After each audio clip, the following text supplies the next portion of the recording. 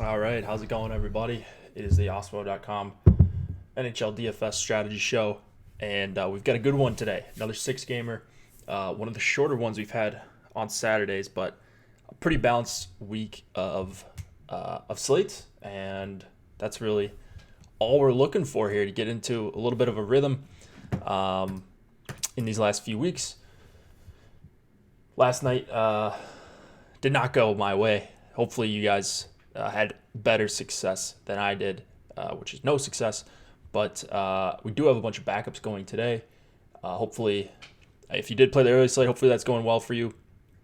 Um, yeah, I was just getting my hair ready, as you guys are alluding to. I actually had to restart my computer right when I was about to start. So I don't know. That's happened the last couple days.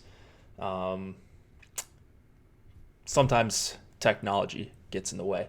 So apologies for the couple minute delay. We usually don't start right on the dot, which probably isn't a great thing. But anyways, we're here nonetheless, um, and it should be a good one. I actually really like this slate. I definitely like how the ownership is looking and where I like to be tonight. Um, Feels like I've been on the same teams for a few slates in a row, and I guess I'm doubling down tonight. Um, yeah, hit the like button. Thank you, Andre, for that. If you guys could, that helps us out a ton. We don't have the giveaway going on anymore for the podcast, but we do. You can still find all of our shows, or most of our shows. I'd say about 80 to 85% of our shows um, on Spotify, iTunes, SoundCloud. Feel free to keep dropping in reviews if you would like. Those help us out immensely as we continue to try to build up our podcasting platform at Awesemo.com. So that helps a ton. Your likes, comments, whatever it is, interactions are also helping us out. And if you want to become a member, use promo code NHL Strategy to get 50% off your first week of any Awesemo Plus weekly package. If you have any questions about the season-long NHL pass, feel free. We've only got a few weeks left of regular season. We will be going through the playoffs. Like, I'm going to be grinding all these playoff slates, and we'll be playing through Showdown. Like, I just love NHL DFS. So we'll have projections, ownership, all that. Hopefully we can get ownership sorted out for the Showdown slates. I think those guys, the smart guys behind the scenes, will be able to do that. But anyways, we're gonna have the same kind of stuff. It'll just be shorter slates. We'll do some shows. MLB will be going on. I'll be doing that as well. So it'll be a little bit lighter on the show side of stuff for NHL once playoffs start. But especially the first couple weeks when that first round's going on, seems like it's most of the excitement that happens there. I'll be here. Nolan, I think, will be doing shows as well. We'll get Cliffy on a couple times. It'll be great. So you will not get cheated out of your NHL pass if you join right now and get the weekly or whatever. You still got quite a bit to go left in the season, and then premium Slack chat is huge as well, as you guys know. Anybody that's in it helps with alerts. If you're out, you get a channel alert. Someone's out, some goalie's not starting, surprise scratch, line changes, all that stuff. We try to take care of that for you as much as possible in our Slack. Not only the people that work for us, but it is also really helpful to have smart and helpful subscribers as well. Who do you like to be in contention for the final right now? These two teams on the screen look pretty good. I like Vegas though. I really do. I love Vegas. Early in the season, they kind of started off not great. They obviously need to get Stone back, but yeah, I think Vegas is a pretty good bet. Coming out of the West, I'm trying to think who else. Who else am I missing? Anybody on tonight's slate? Philadelphia. Like, I know they're hot right now. Yeah, Devils for Cup. Right as I said that. Philadelphia looks pretty darn good. These are probably two of the chalkier options. St. Louis. I think that's most of the teams. But yeah, I would say Vegas is like a semi off the board team. I don't know if they're off the board anymore. They've been Colorado. That's a good one. It's Vegas 2 without Stone is Vegas 2 light. Yeah, it's not the Vegas 2 that we know. It's not true Vegas 2. It's some imposter. But they'll do. They'll do for now. Actually, let me plug this in. 1 second. Plug in my laptop over here. Been running crunches on my laptop next to my my desktop here, so that I use up a little. Make sure my desktop's not working as hard while I'm on the show and trying to produce. So if you see me looking over here, if you're watching on YouTube, looking at my laptop, I've got my crunches and stuff, Excel sheets over here. Yahoo Daily Fantasy Sports is the sponsor. I got soccer up there for some reason. I wasn't playing soccer today, but you can play soccer over on Yahoo. Promo code Awesemo is how you get up to $30 in Yahoo Sports rewards points when you join. If you don't know what Yahoo Sports rewards points are, that is just free cash to play Yahoo Daily Fantasy Sports. You can read about that. Again, promo code Awesemo is how you get to be part of that. Would like to see Yahoo run out some of the 25-cent 25 max. I think that was an interesting idea. Today it's a 15 max. So they're boosting up the max entrance for NHL. NBA always got some nice tournaments, especially for compared to like DraftKings and FanDuel with the lower management fees. This is one of the better tournaments you can play if you're not a high roller like the Awesemo. And chances are, if you're watching this show, you're probably not. So go play on Yahoo. It's better for your long-term ROI if you can get into some contests with lower management fees. Yeah, we'll get to my highest owned line tonight. I mean, I guess I don't know. It's kind of bunched up at the top. I don't know. I can't say for sure right now, but we'll get there. You'll get an idea of who some of my best lines are, or my favorite lines, not necessarily the best. If you're doing one lineup, you can only play 8 players. Who would be your goalie tonight? Oh man, I would just play, if I was playing one lineup, unless I absolutely couldn't and I didn't want to take out any of my position players, I would just correlate a goalie. I know that's not always possible, but if you're playing on DK, just someone that's cheap and getting C volume. That's what I would. That's my general rules about goalie. But more often than not, if I can do it, I like to correlate. Now, 6-game slate. Ownership's going to be pretty concentrated on a few guys, so you can make a case to not correlate. But okay, so the Bruins fans think that this game has Tampa written all over it. Not really a goalie show. It's not ever a goalie show. Goalie is after the fact thing for me. Whoever fits is who I'm going with if I'm hand building a lineup. Got a White Claw here, so we're ready to go on a Saturday. I'm sure you guys are watching with your various drinks. Happy Saturday. And maybe some of you are celebrating from last night. Here's what we got. Let's go to the Friday slate. One of our subscribers in chat, the man 11, took this down 20K to first on a Friday. You don't see that too often.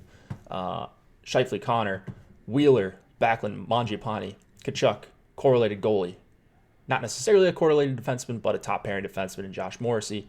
Didn't really matter. Vince Dunn scored a goal. Great looking lineup. Feels like one that I could, maybe get to. So that's awesome to see. 3-3 correlated goalie.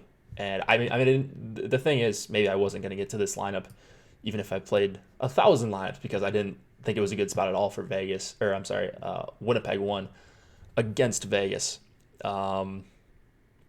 Because, I thought they were going to go up against that Vegas one line. And they honestly, they weren't even that great, but no stacks really went off last night. So I guess Winnipeg 1 ended up being one of the best stacks, which is crazy. Testosterone up here looks like he made a nice profit. All the studs up there as well. $10. This user 3 entries, cash 2, top 1 was the banking lineup. Tays, Kane, Oli Mata stack, Corey Schneider, Carl Soderberg one off, Ryan Graves, I like it, and then McKinnon Landeskog. Interesting, more of a cash lineup. I mean, it's not really a lineup that I would get to, but whatever, different styles. Yes, Matt, yeah, definitely. Don't bring me an extra adult beverage. Yeah. That is my friend, actually. So for the people in chat, people that watch this, they got to troll me downstairs. Classic. What do we got now? Yeah, exactly. Let's talk about the games. We have Tampa and Boston, 2.6 implied total for the Lightning, 2.9 for the Bruins. Vasilevsky and Tuukka Rask are your goalies. No changes really that I'm seeing in this game. Looks like Boston's going to go with their same lines as they usually do. It feels like Boston really never changes up lines, especially not the top one. This is not really even close to my favorite game, but I think there's a couple things to like. You're going to get a pretty low-owned Boston one at home, so there's that. They grade out exceptionally well in the top stack tool that we have on the site because they're Boston 1. They're concentrated scoring. I mean, if you look at the leverage column on that tool, you're going to see them be really stick out. The actual matchup, though, isn't optimal. They're going to see a lot of Tampa 1 and Kucherov, Point, Palat. That's one of the better defensive lines, also one of the better offensive lines. Boston, same boat. In that case, I usually just give the benefit of the doubt, if you want to call it, to the home team. I think the better, more complete line, but still not optimal here for Boston 1. You're also getting them pretty expensive. One of the lower totals they're going to see all season. It doesn't look great despite what the top stack tool says. When you kind of dive into the matchups a little bit, Cirelli, Killorn, and Coleman. Hold on a second. We got to turn off our TV here. Someone's casting something that they should not be casting. Oh, they stopped casting it. All right. So if you hear some laughter in the other room, that's what it is. Great job by them trying to mess up the show here. Anyways, Tampa 2 is what we like. What I like here. Cirelli, Killorn, Coleman. Those guys are, I just think, a little bit underpriced. They've been good together, and they're not going to face Boston 1. I don't think there's really any easy matchup when you're talking about going up against Boston. However, you'd like to avoid the top line, and that's step 1. So they are going to do that, and they're actually really, really low owned. I think we got them under 3%, which is pretty crazy on a 6-game slate. So I like Tampa 2 a little bit, and then Coyle looks appealing at 4,100, playing top power play. All the Panthers tonight, huh? I mean, maybe. Not really my thing, but looking at the rest of this game, blue liners, Krug 5,400. If you're going to Boston 1, that's probably your guy. If not, if you're going to Sergachev on the Tampa side, that's another way to add to your Tampa stack, but I'm not really playing a lot of Tampa 1 anyway, so it's not really going to matter. This one, yeah, like you guys said, pretty quick. It's not really an appealing game, although it's probably going to be a pretty fun one to watch, I would imagine. Maybe a Eastern Conference Finals preview. Let's go to the next game. Don't know if I can ever go Panthers. They make my eyes bleed seeing them in any lineup of mine. Well, when you put it like that, that does sound like it's pretty tough to play if they're making your eyes bleed. 3 implied total for the Canadiens, 3.1 for the Panthers. Lindgren and Chris Driedger getting another start here for the Panthers. They've had some disastrous goaltending. Not really sure that he's the answer, but he's who we got for today. Gallagher is the big news for Montreal. It's just he's expected to come back. No Tatar yet, so you're not getting the full Montreal one line that I like. But Gallagher is obviously a huge upgrade compared to Carl Alsner, who was a defenseman. At least you get a real winger and a really good one at that. So he's technically a game time decision. I'm going with he's in until he's not. He was out a couple days ago because of the flu-like symptoms. I'm assuming they got him an IV or whatever, and he's playing. Dano Gallagher and Lehkonen going to face off most likely against the Barkov line.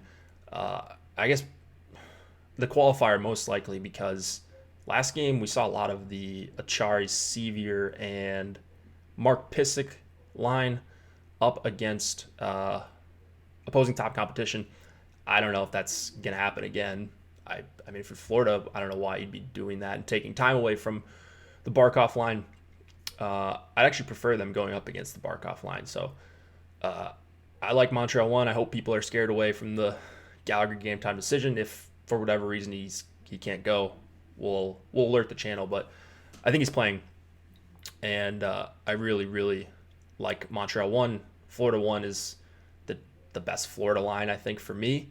It looks like the second line for Florida is going to get a little bit of ownership because of the good total. I'm a little worried about Florida 2's matchup. I don't think it's that great, to be honest. And yeah, they're one of the more popular lines on the entire night. So Florida 1, I like them. They're pretty popular, and especially with no Tatar, maybe that that Montreal top line's a little bit weaker defensively. The other thing I like is, I actually like it a ton, is the Domi Byron Wheel line. So they're listed as the third line. However, they are playing a ton of minutes. I think each of those guys in the last game, and yeah, Gallagher was out, so maybe they bumped down a couple minutes, or one of them bumps down a couple minutes, but they all played 19 plus minutes in the last game, which is a lot for any forwards, but especially a line that's considered the third line. So in my eyes, they're not a third line. That's really the second line. I like Domi if you're one-offing, but I actually like the full stack as well. So this is B1. If you're going to Boston 1, you can double stack with Boston 1. Or if you're just trying to jam in like an Edmonton power play stack, Rangers power play stack, whatever it is, I think this is pretty necessary. They're a line I'm going to have a bunch of in mass multi-entry, and the ownership is essentially non-existent for the entire stack. Max Domi going to get a little bit, but you look at it like Byron and Jordan Wheel. I know they're not the biggest names. They're not that great, but they have been a very good line and seeing favorable matchups. And I think that's going to continue again. Petrie is my favorite guy on Montreal. Per usual, we have Yandel, Ekblad, Matheson, this fiasco of defense pairings. Yandel jumping up and down line. He's pairing 3, he's pairing 1. It's who knows from game to game. So Matheson, if he's really going to stay up there at 3,300, would be a guy that I'd be looking to play a little bit of. And I think that's it. Brett Kulak. He grades out really well for us. And sometimes these guys pop up. You know, they all of a sudden they're playing a bunch of minutes. He grades out well in our projections from a value perspective, but looking at what he's actually projected for points-wise, it's actually really high. I wonder if I have a mistake on him, honestly, but I'm assuming it's the block shots and just the minutes increase for a guy like Brett Kulak. I don't think he's actually a guy you need to jam in for 2,900. Gallagher is almost guaranteed to play. He'll play. I'd be shocked. Yeah, I was surprised he didn't play in the last game. It sounded like, I mean, basically what I read into it was that he was going to play, and he didn't end up playing. So 2 days later, medical staff of an NHL team, I'm sure they're doing everything they can to try to get him to play here. Devils, Rangers, 2.6 implied total for the Devils on the back-to-back. Rangers red hot, 3.5 implied total for them. Possibly getting back Shesterkin. Montreal 2. I mean, the Suzuki line, they're pretty low event. That's the thing that's worrying me. And they're listed as the second line. That's really the third line. So that actually plays a lot into ownership, I think, just how the lines are listed on the few lineup sites that we have. So that's why I like dropping down to the Domi line, because I don't think enough people will play it when they're probably going to play as many minutes or more as the Suzuki line. Rangers are popular. They should be. They're like, Zibanejad's coming off a 5-goal game, which was outrageous. They're actually not as chalky as I thought they would be. When I was looking at this morning, I thought we might see him at 30%, some of these guys, which would be, then I think then you'd have to start asking kind of some questions about whether or not it's worth it to be playing them. I do think it's worth it to be playing them, and especially with this Rangers team, why we've liked them so much lately is there's a ton of ways to attack them, whether it's top line full stack. I know DiGiuseppe isn't great. In fact, I probably played too much of him and got bailed out a little bit, but he does get some shots on goal. He's a $2,700 winger and playing on a top line with Butch and Zibanejad. Now, the thing I'm a little bit worried about them with is just that they haven't been very good at generating offense, which is crazy when Zibanejad just had a 5-goal game. I don't remember if all those goals were off the rush or what happened, but kind of disappointing numbers for that trio so far, despite some good results. And then I like the Strome line a ton. Jesper Fast, he's similar to DiGiuseppe. He's not great, but he is 3,100, and he's skating with a line that we know is good. They're probably going to get not the best matchup against the Zajac, Hughes, Anderson line, but kind of too early to tell on any of these Devils lines if they've got something here. Power play spot looks to be pretty good here for the Rangers, and so if you wanted a full power play stack it, you'll ship my money. 60K, whatever night he had, you could see that kind of thing happening tonight where the full power play stack gets there.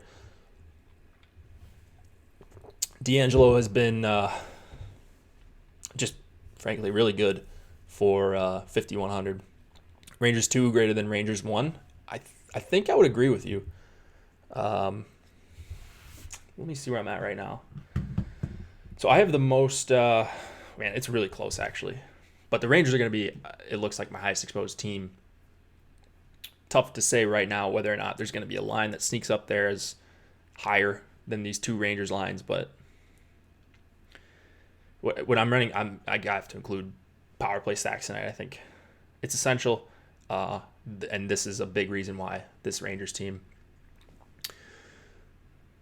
Someone mentioned something about Capo. Yeah, Kako moved to the fourth line. That appears to be the case.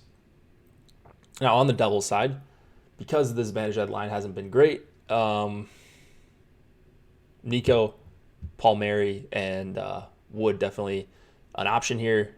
I think this might be a time where we talked about the Devils 3 yesterday, and it was a tough matchup against St. Louis. I think they scored a goal, but I kind of like Devils 3, so I guess I'm just all over the third lines tonight, it appears. And Zaka, Bratt, and Gusev, I think, for a third line, that's not really a bad option at all. And trying to filibuster to find their numbers here. I know they have pretty favorable numbers. Brat. Yeah. Those are really good offensive numbers. Defensively, they're not good, but almost 100 minutes. They're generating well above average expected goals for per 60.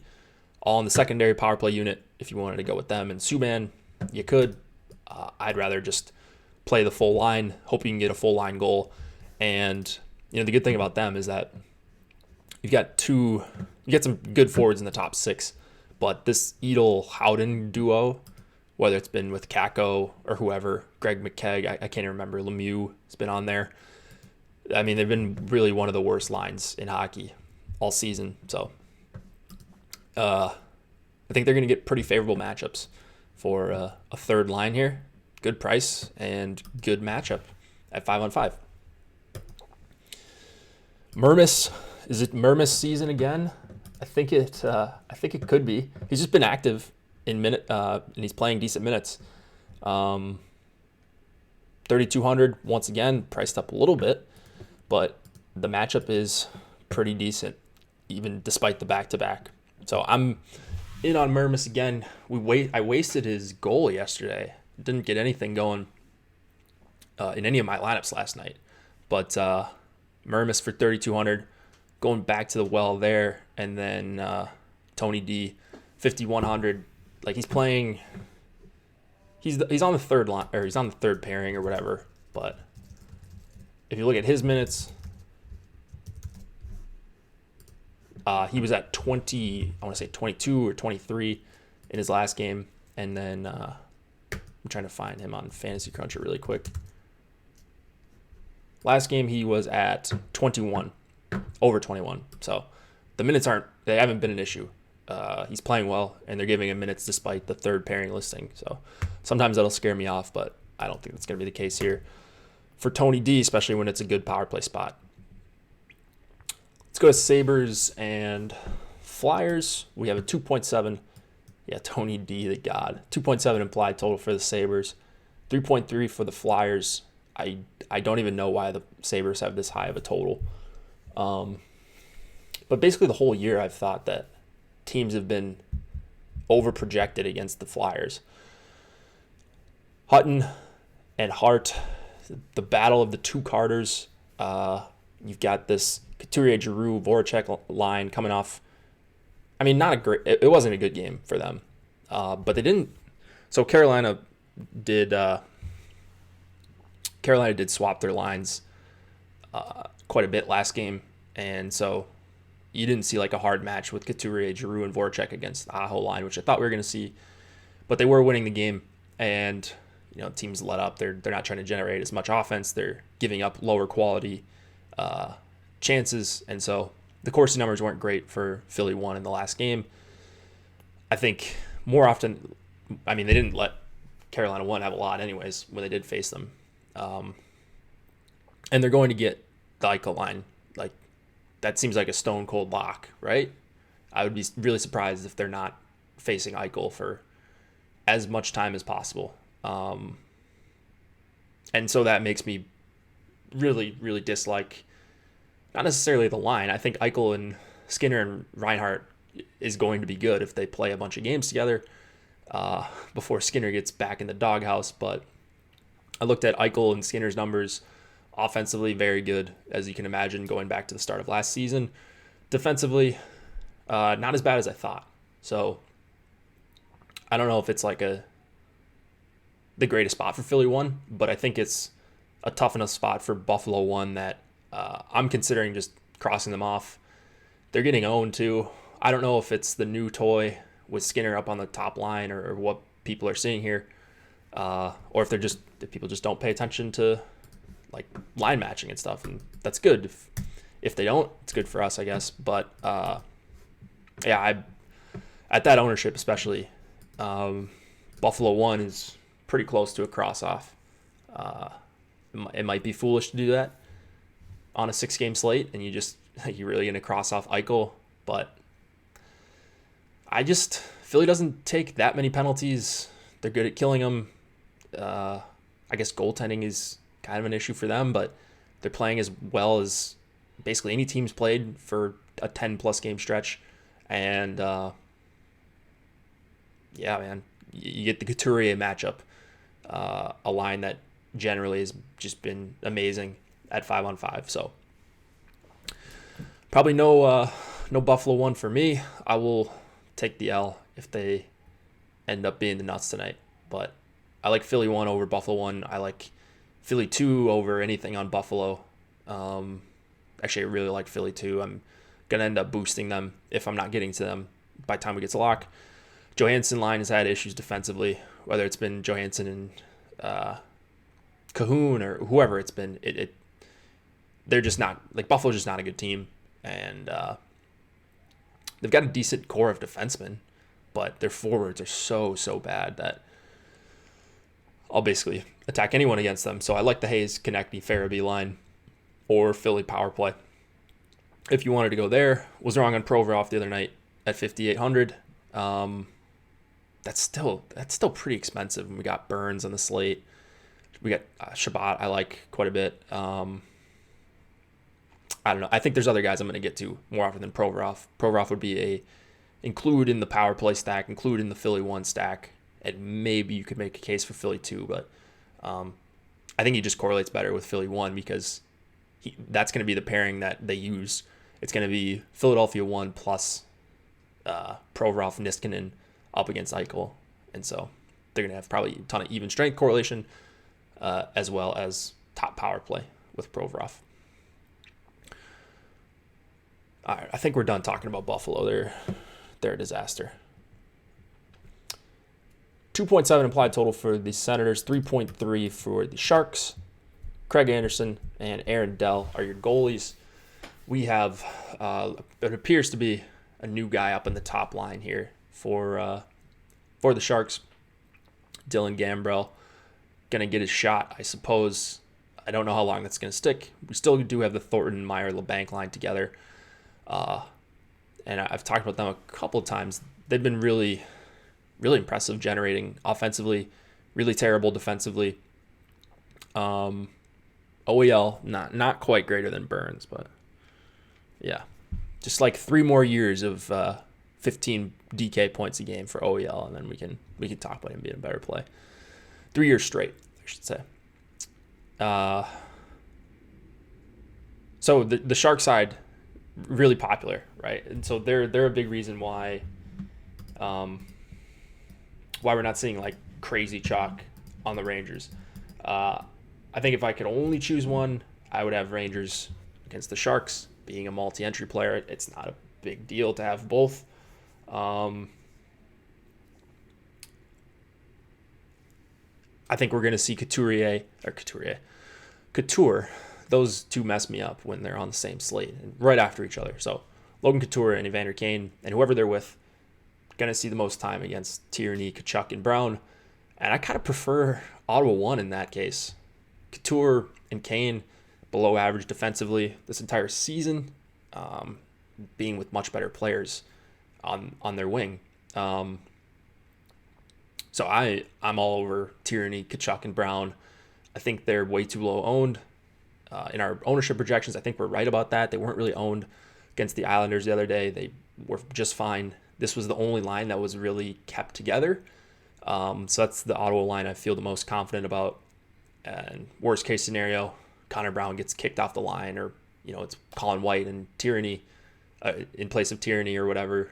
You're still gonna get Tkachuk, and that's what matters for me. So I love Ottawa here again. 2.7 implied total. Dell has been pretty terrible. Marty Jones hasn't actually been too terrible recently, especially. So they get Dell and net.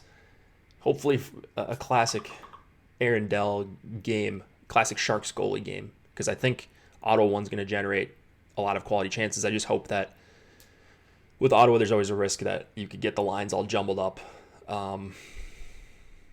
So you could do something like White, Tkachuk, and Brown. It's a good chance that at least 2 of those guys are going to be on the same line, or mix in Bobby Ryan, or full power play stack the Sens top power play. But I really, really, really love the the Tierney line. That's the one I'm going to be stacking the most in this game.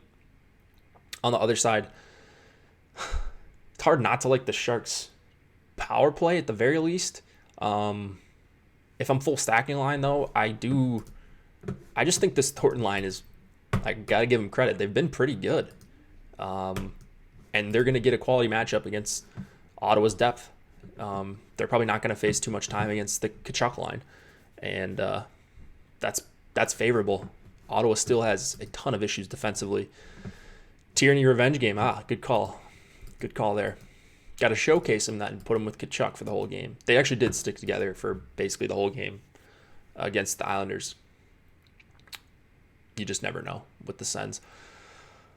If you want to go with Duclair, one-off 5K, that is perfectly fine with me. If you want to go with Ottawa 2, now they did get switched up about halfway through the game. So I'm tempering my expectations for Ottawa 2. I think it was White, Ryan, and Duclair, so you could make that change in FC if you wanted to. Maybe they start the game like that. It is a 7 Eastern lock time, which is weird for a San Jose game. This is basically a day game for them, right? This is a 4 p.m. start in San Jose. So just be aware of what the line combos actually are in this game is the only thing. Shabbat at 5,600 and Burns at 7,800, two of my favorite guys. Not sure that we really need to go over them. They're just playing a ton of minutes, playing top power play, and two teams that I like. So pretty self-explanatory there. Other defensemen you could consider. Really the only couple guys I think are on the Ottawa side for me. It's Riley, and if you wanted to go to Zaitsev at 3,600, that's a guy I'm getting to a little bit. But the main courses here are Shabbat and Burns. And then, I don't know, I feel like Ottawa's always undervalued. I know they stink as a team, but I don't think Tkachuk gets played enough. And Connor Brown has been much better. Like, I used to hate this guy when he was on the Leafs, but he's playing like 20 minutes a night some of these nights. And top power play too. So, outside of the name, not sure what's not to like here for Ottawa, especially from a tournament player perspective. All right, last game of the night. If you guys could drop a like, that would be very much appreciated. Helps us continue to do this kind of content for free. Let's go to the Blue Jackets. Oilers, 2.6 implied total. Did he play 24 minutes last game, Connor Brown? Yeah. I mean, he's just eating up minutes as a forward. You don't see that very often. 2.6 implied for the Jackets, 3 for the Oilers. Korpisalo expected to go for the Blue Jackets, and Koskinen for the Oilers. Edmonton swapping up their lines after the loss against Chicago. McDavid's going to be with Nugent Hopkins and Zach Kassian. Draisaitl still with Yamamoto, and then it's going to be Tyler Ennis instead of Nugent Hopkins. Athanasiou buried on the terrible Sheehan line. Archibald got re-signed. I did see that. He signed a 2-year extension, I think. Anyways, it's kind of the same story with Edmonton. Zach Kassian, although Zach Kassian is 2,700. So if you wanted to full stack the top line, that would be the one I want to stack. Certainly going to be a downgrade going from Nugent Hopkins to Ennis on Draisaitl's line. Hard to say how that's going to affect them. Draisaitl's playing at about as high of a level as anyone right now. But I think it definitely downgrades the full stack. So I'm looking for McDavid, Nugent Hopkins, and I will be playing some Zach Kassian for 2,700 in the context of a stack. Won't be one-offing that guy. Draisaitl, it's tough because he's the leading point getter for the season in the NHL, but he's 8,600 and now he's not. You definitely have to downgrade him at 5-on-5 here. Power play stack gets very pricey if you go with McDavid, Nugent Hopkins, Draisaitl, and then Clefbaum. Where are you spending the rest of your money? You probably don't even have any. I don't even know if you could fill out a lineup after that. So it gets really pricey really fast if you want to power play stack it. I'm still going to attempt to do it. I tried to earlier, the lineups look really ugly outside of that. But I think that's why you need to at least consider some of these dusty third lines, like New Jersey 2. Really, it's Montreal 2, but the Domi line, there's some options. There's definitely some options to get to an Edmonton power play stack if you wanted to. It is a low implied total. Columbus is a good defense. I'd love to play some Columbus. I have no clue what they're ever going to do with their lines. This is a late game. There's really no swapping options. I like Dubois for 5,200 again. Jenner, Foligno, Nyquist. I haven't looked at their ownership yet. I'm assuming it's pretty high. Man, they're not even. I'm shocked that they're that low, actually. Okay, I mean, if they're going to be around 5%, then I'd be fine playing them. I thought they'd be at double digits as one of the more popular filler stacks. Maybe they do come up by the time we get to lock, but I just assume that two guys in the top power play, some recognizable names, that they would be popular. Werenski's 7K. I'm going to be playing some of Werenski. If you can't get up to Burns, he's probably he's a top 3 guy for me tonight. And if people just aren't going to play him, like we have a projected for no ownership here, maybe that's a reason to play some CBJ too and take the power play correlation with Werenski. Clefbaum is 6,800. If he's playing, like he's supposed to play, and I'm assuming he's not limited for 6,800. So theoretically, you could pay that price. I think by the highest exposed thing I'll have it on the Edmonton side is just Edmonton top line with Cassian. Clefbaum 6,800 is really tough to pay for, but I just said I'd play some Werenski for 7K. So I suppose you could play Clefbaum. It looks like he's not getting much ownership either. It is a low total game, but there's always a chance that it could end up being a game that goes off. This is a Columbus 2 type of game, getting those greasy goals. Clefbaum is healthy. He did skate this morning. They said he was going to play, so I'm assuming he's in. And then that is going to be a big downgrade to Nurse at 6K. His minutes are going to come down a little bit. David Savard is another guy I'm looking at on the Blue Jacket side. This game's pretty ugly. I'm more of a Ottawa, San Jose kind of guy, rather than playing good players like McDavid and Draisaitl and Werenski and Clefbaum. So, no, I'm kidding. I'd love to play all these guys, but pricing is a thing. Ownership is a thing. And I really love the spot for the Rangers. So I don't know that I'm going to be where the field's at on these Edmonton stacks, this Edmonton team, especially Draisaitl, McDavid. Man, I think Draisaitl is going to be higher than what we have him, to be honest. He's only at 3.4% right now. Like, people just love playing him, and rightfully so. I think people will include him with McDavid and just go for the onslaught stack, and that's what I would be looking to do if I was playing a bunch of Draisaitl tonight. I think that's all we got. If I'm missing anything, feel free to drop it in chat. Otherwise, I'll get out of here. Shout out to Yahoo Daily Fantasy Sports for sponsoring. They are one of the most trusted names in fantasy sports, and they've got NHL contests for you guys. If you like lower management fees, you want to pay less to play on the sites, pay less than DraftKings and FanDuel, Yahoo is a great place to do so. You can use promo code Awesemo to get up to $30 in Yahoo Sports rewards points. And let's see what we got for Monday.